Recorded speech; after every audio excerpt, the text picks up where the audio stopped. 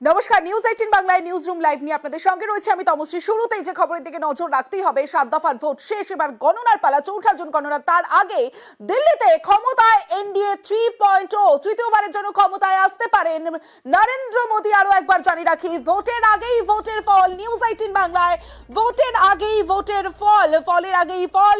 Mega exit পোলে ফের মসনাদে নরেন্দ্র মোদী।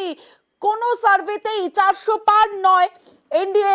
সরাসরি চলে যাব, মৈত্রী রয়েছে আমার সঙ্গে, মৈত্রীর সঙ্গে কথা বলবো।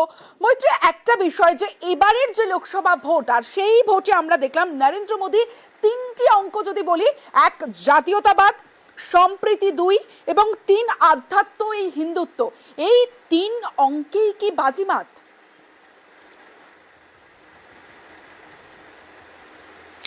দেখো, একেবারেই যা ফলাফল চোখের সামনে আসছে তাতে 400 পার না হলেও 400 খুব কাছাকাছি যাওয়ার কিন্তু একটা সম্ভাবনা দেখা যাচ্ছে এনডিএ জোটের, এবং সেখানে 355 থেকে 370 এক্সিট পোলের, নিউজ 18 এর যে অল ওভার ইন্ডিয়ার যে এক্সিট পোলের ফলাফল, তাতে কিন্তু দেখা যাচ্ছে 355 থেকে 370 অব্দি পেতে পারে এনডিএ। এবং সেখানে কিন্তু দেখা যাচ্ছে, এবং সেখানে কিন্তু যেটা মনে করা হচ্ছে যে মোদি ম্যাজিক কোথাও গিয়ে কাজ করেছে।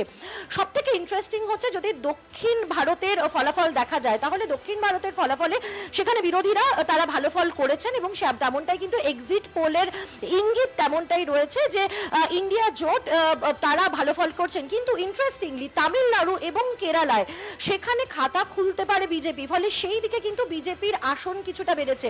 অন্যদিকে মহারাষ্ট্র, তামিলনাড়ু, উত্তরপ্রদেশ বা মাফ করবে মহারাষ্ট্র, মধ্যপ্রদেশ কিংবা ইউপি, বিহারের ফলাফল হোক না কেন, সব জায়গায় কিন্তু বিজেপির ফল বেশ ভালোর দিকে যাচ্ছে। যদিও কয়েকটা জায়গায় একটু অপ্রত্যাশিতভাবে বিজেপির কিছু সংখ্যা কমেছে, যেমন দিল্লির ক্ষেত্রে এক্সিট পোলের একটা টেন্টেটিভ যেটা ফল এসেছে, যেটা 7টার মধ্যে, দিল্লির যে 7টা লোকসভা কেন্দ্র রয়েছে তার মধ্যে 2টি আসন বিজেপি হারাতে পারে এমন সম্ভাবনা দেখা যাচ্ছে।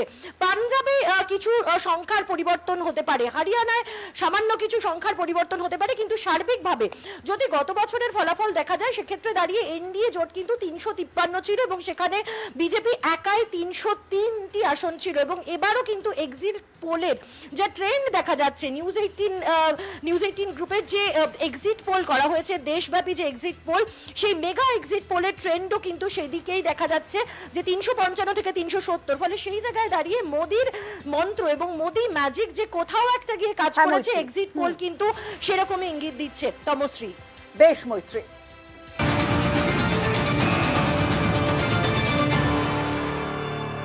অন্যদিকে এক্সিট পোল পশ্চিমবঙ্গের দিকে যদি নজর রাখি, নেটওয়ার্ক 18 এর এক্সিট পোল, বঙ্গে আসন বাড়ছে পদ্মের, বিজেপি পেতে পারে 21 থেকে 24টি আসন, অন্যদিকে তৃণমূল পেতে পারে 18 থেকে 21 আসন। নিউজ 18 বাংলার ফলের আগেই ফল, মেগা এক্সিট পোলে বঙ্গে বাড়তে পারে পদ্মের আসন, অর্থাৎ 21 থেকে 24 আসন বাড়তে পারে, অন্যদিকে তৃণমূল পেতে পারে 18 থেকে 21 এবং আদার্স শূন্য। নিউজ 18 বাংলায় ফলের আগেই ফল, মেগা এক্সিট পোলে বঙ্গে বাড়তে পারে পদ্মের আসন।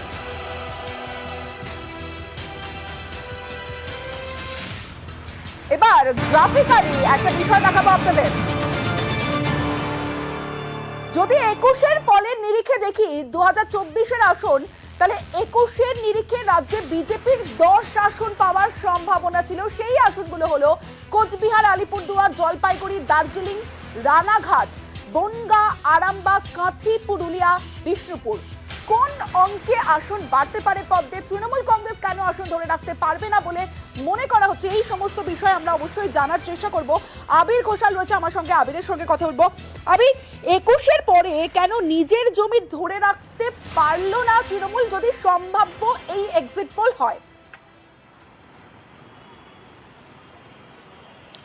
দেখো, 2019-এ হচ্ছে উত্তরবঙ্গ এবং জঙ্গলমহলে তৃণমূল কংগ্রেসের যে আসন ছিল, সেই আসনের ভোট তৃণমূল কংগ্রেস হারায়।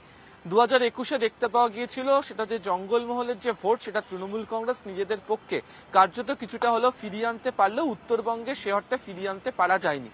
2024-এর যে এক্সিট পোলের যে হিসাব রয়েছে, সেক্ষেত্রে দাঁড়িয়ে উত্তরবঙ্গের পাশাপাশি দক্ষিণেরও বেশ কতগুলি আসনের ক্ষেত্রে মনে করা হচ্ছে যে তৃণমূল কংগ্রেস 2021-এ যে ফল করেছিল, সেই ফলের জায়গা ধরে রাখতে পারছে না। এর কারণ মনে করছেন অনেকে রাজনৈতিক বিশ্লেষকরা দুটো দিক থেকে। এক, সেটা হচ্ছে যে বিভিন্ন সময় যে দুর্নীতির যে অভিযোগ উঠেছে সেটির ক্ষেত্রে দাঁড়িয়ে যারা নতুন ভোটার যারা রয়েছেন তারা সেক্ষেত্রে দাঁড়িয়ে কোথাও কি মুখ ফেরাচ্ছেন। আর দ্বিতীয়ত হচ্ছে উত্তরবঙ্গের ক্ষেত্রে তৃণমূল কংগ্রেস 2021-এও সে অর্থে ভালো ফল করতে পারেনি। 2024-এও উত্তরবঙ্গের যে আসনগুলো রয়েছে একেবারে ওপর দিকে, অর্থাৎ কোচবিহার, আলিপুরদুয়ার, জলপাইগুড়ির মতো যে আসনগুলি রয়েছে সেই জায়গাতে গিয়ে তৃণমূল কংগ্রেস তাদের আসন ধরে রাখার ক্ষেত্রে এই জায়গাতে কোথাও গিয়ে সাংগঠনিক দিক থেকে কোথাও গিয়ে পিছিয়ে থাকছে তার একটা প্রভাব পড়েছে। তার কারণ হচ্ছে যে সাম্প্রতিক সময় বিভিন্ন জায়গাতে, বিশেষ করে চা বাগানের মতো জায়গাতে যেভাবে বিজেপির তরফ থেকে প্রচার করা হয়েছে, যেভাবে তারা সেই জায়গাকে বা উত্তরের মাটি আঁকড়ে রেখে পড়ে থাকার চেষ্টা করেছে, তার একটা প্রভাব এই 2024-এর লোকসভা নির্বাচনের ক্ষেত্রে পড়তে পারে। তবে দক্ষিণের ক্ষেত্রে বেশ কতগুলো আসনের ক্ষেত্রে কোথাও গিয়ে সন্দেশখালীর মতো ঘটনা, কোথাও গিয়ে দুর্নীতির যে বিষয় সেটা বোধহয় হচ্ছে নির্বাচনের ক্ষেত্রে একটি প্রভাবের জায়গা হতে পারে। ফলে সেই কারণেই যে এক্সিট পোলের এই সম্ভাব্য ফলই যদি হয়, সে কারণে 2021-এ তৃণমূল কংগ্রেস যে সংখ্যক বিধানসভা বা যে শতাংশ ভোট নিয়ে তারা ছিল 2024-এর ক্ষেত্রে সেই অঙ্কে দাঁড়িয়ে সেটি হারাতে পারে কতগুলি আসন, তার উপরই নির্ভরশীল হয়ে থাকবে বলে মনে করছেন রাজনৈতিক বিশ্লেষকরা। বেশ আবির।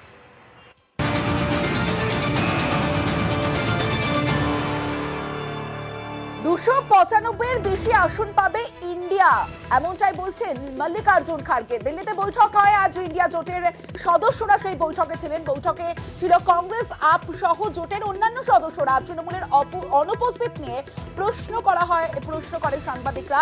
জোট ঐক্যবদ্ধ বলে দাবি করেছেন কংগ্রেস হাইকমান্ড মল্লিকার্জুন খাড়গে।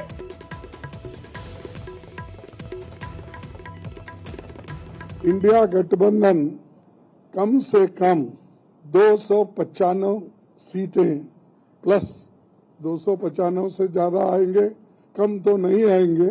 हम एक है, एक रहेंगे। हमारे को डिवाइड करने की कोशिश मत करो।